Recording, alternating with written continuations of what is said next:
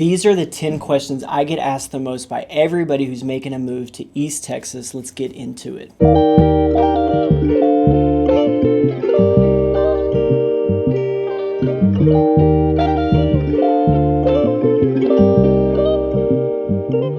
As always, thank you for checking out our newest video on living in Tyler, Texas. If you haven't already, make sure you click that subscribe button. That way you get notified of every video that we release. Additionally, we want to remind you about our Facebook group, Moving to East Texas. It's a great resource for you to connect with other people who have made a move, as well as staying in tune to all the things that are happening in and around East Texas. If you've been thinking about making a move, please reach out to us. We would love to be a resource for you and be your friend in real estate when making East Texas your home. All right, so in today's video, we're going to go through the 10 questions that I get asked the most by people moving to Tyler, Texas, and the things that they're concerned about. So first up, is this area safe? And the truth is, yes. Now, safety is a relative term. You can look at crime reports and things like that. I see some of the crime scores on some of these national reporting things. And to me, I think they're a little skewed. I don't really understand where they're coming from. Some of them look worse than what I would perceive, because the truth is I don't have fear about being anywhere in Tyler, Texas in terms of a safety perspective. There are probably places that maybe are worse than I perceive, and I might be a little naive, but the truth is it's kind of embarrassing to say I leave my keys in my truck. It's a push button start, so if anybody at any point go open my truck because it's unlocked and drive off with it. That has never happened. Additionally, I've never had my truck broken into.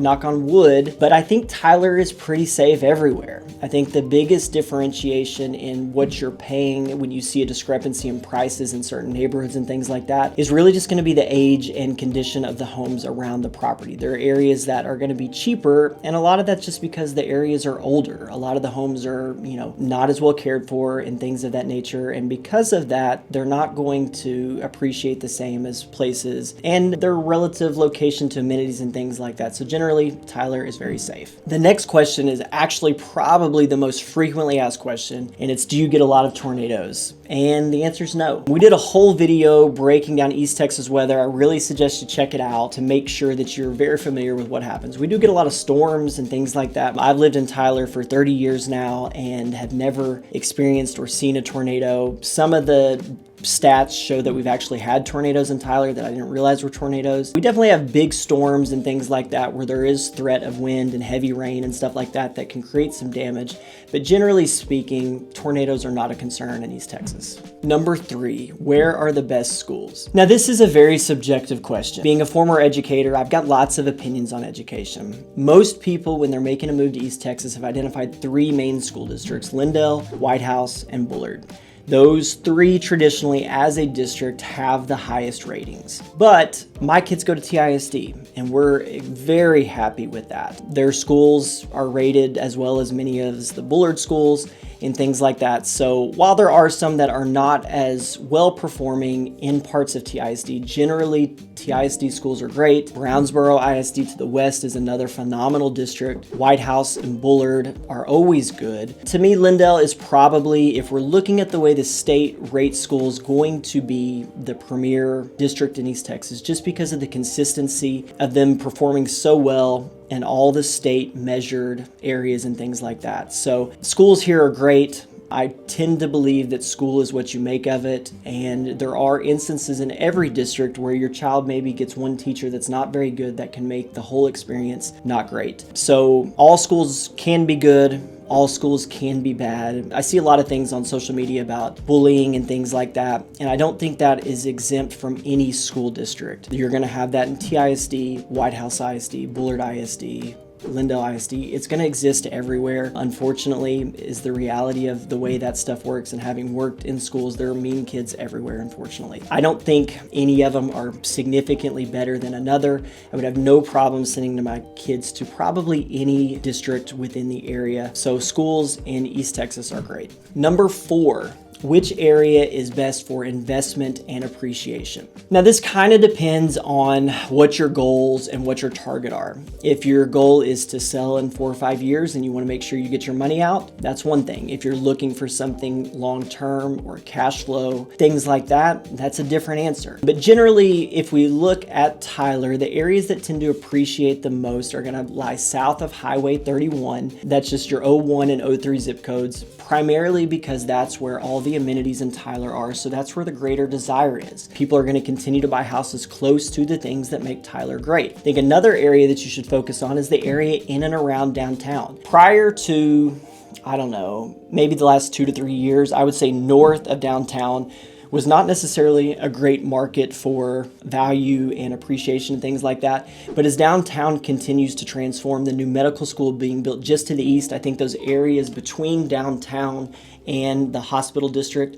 are going to be appreciating. I think the areas even north of downtown are going to grow in value too, just because they're going to be closer to downtown, because I think that's going to kind of draw more people to that area once the courthouse is done, the square is finished. Those businesses are going to kind of continue to grow. I expect more commercial development around downtown as well. And because of that, I think that area probably in a smaller radius to what you're looking for south of 31.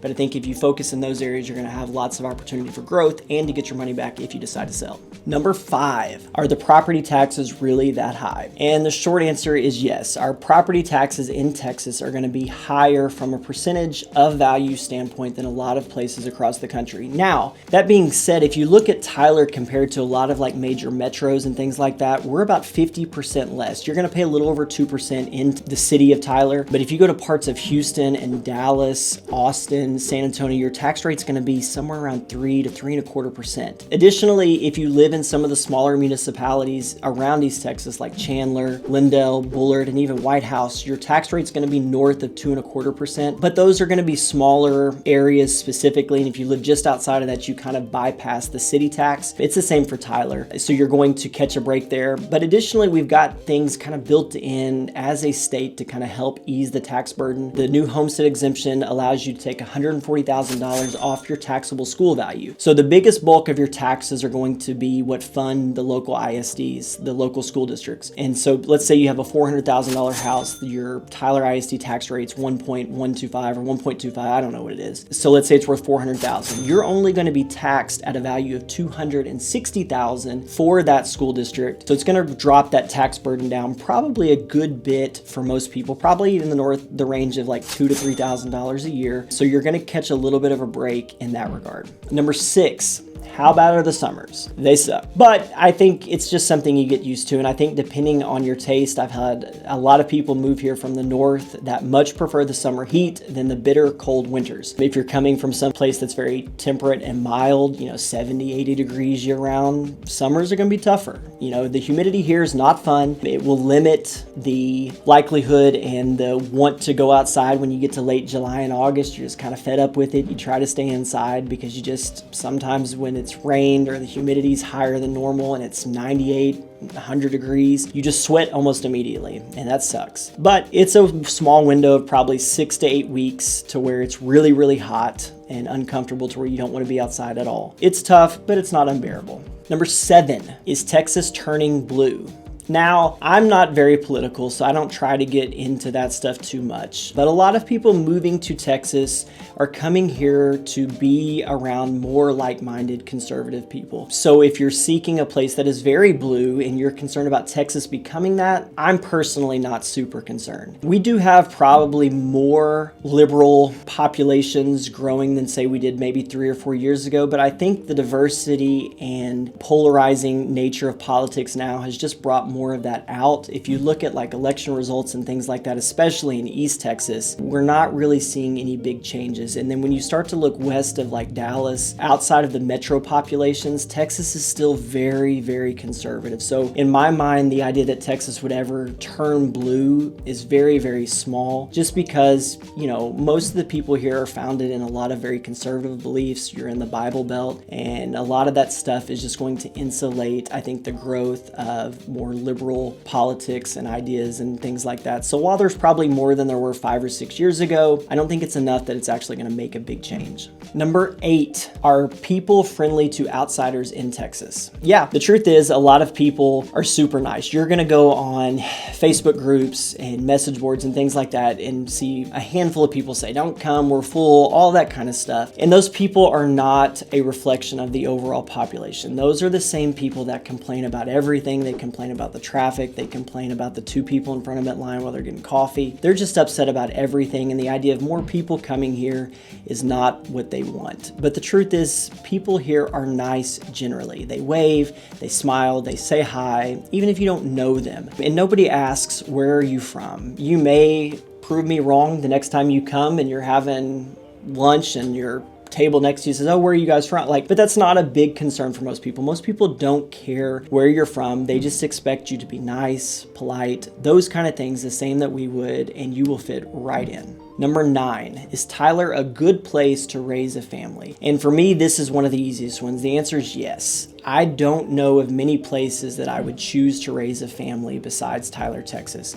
I think the benefit and balance of amenities and options for kids between schools, activities, and all that kind of stuff is perfect here. No matter what your kids are into, there are plenty of things for them to do. My kids are involved in cheer, dance, baseball.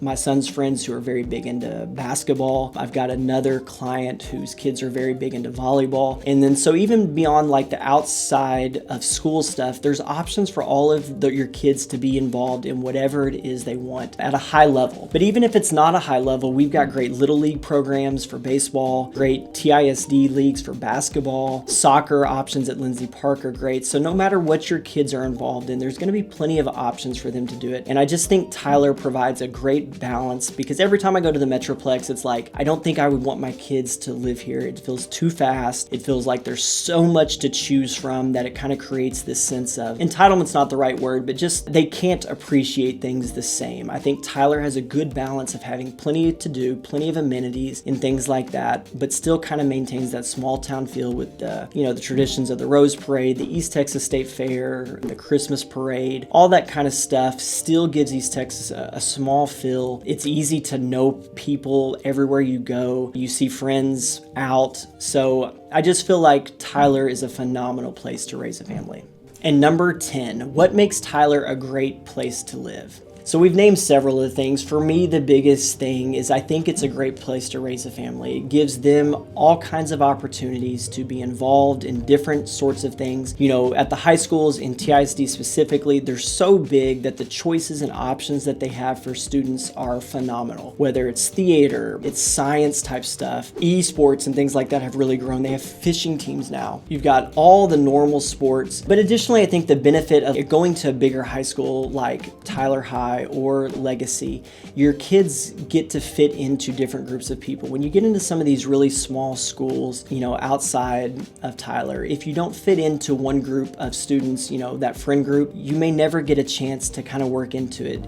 At least in Tyler, with having the bigger schools, you're going to have the benefit of having all different types of kiddos who will fit in with your child and that kind of thing. So I do love that part from a family perspective. I also like that we're growing, that we've got new amenities coming. We're going to have things that make the quality of life living in Tyler great. We've got plenty of places to eat. Our nightlife scene isn't great, but I also think that makes it a little bit safer. You don't have a ton of crazy people on the road after drinking and stuff like that. You don't have unsafe areas and stuff of that nature. We've got plenty of nature around us if you're big into the outdoors. Lots of lakes to go fishing. We've got Tyler State Park, which is great for camping. Faulkner Park is great for hiking. Both Tyler State Park and Faulkner Park have great trails for mountain biking. So depending on what you want to do, you've got plenty of options for that type of stuff. There's also lots of land leases if you're a big hunter. I don't know much about that because my family's never been into hunting, but I know plenty of people and lots of friends that hunt regularly. You don't have to drive super far to get to a good lease where you're going to find plenty of deer, hogs, ducks, whatever it may be. There's going to be plenty of options for all the outdoor stuff here. We've also got several great golf courses. I will say it's not as great as the Metroplex, but there's enough good public golf here to get out, play, and have fun and that sort of thing.